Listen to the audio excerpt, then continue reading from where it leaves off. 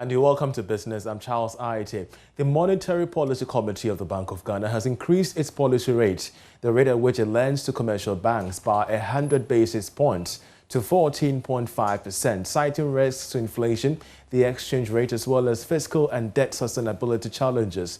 It's the first time since 2015 that the MPC has increased its key lending rate. This is expected to trigger an increase in the cost of borrowing, but may help stem the recent pressure on the cedi and the price of goods and services. We shall take a look at how this will impact, businesses in our subsequent bulletins. But away from that, economist and dean of the University of Cape Coast Business School, Professor John Gachi, is warning that government's plan to slap some taxes on electronic transactions could have a negative effect on remittance flow. According to him, even though such transactions, especially mobile money, has grown over the past years, any revenue mobilization agenda targeted at the sector without thorough cost-benefit analysis could erode the gains made so far. He spoke at the 11th Continuing Professional Development and Induction Ceremony of the Association of Certified Chartered Economists organized here in Accra. It depends on how the users of electronic platforms classify. If they are classified as having inelastic consumption or use of these apps, then their withdrawal will be very limited, and government will end up getting the expected revenue that it wants to get.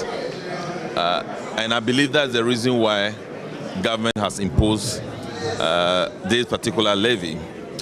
Because we have become so used to this transaction.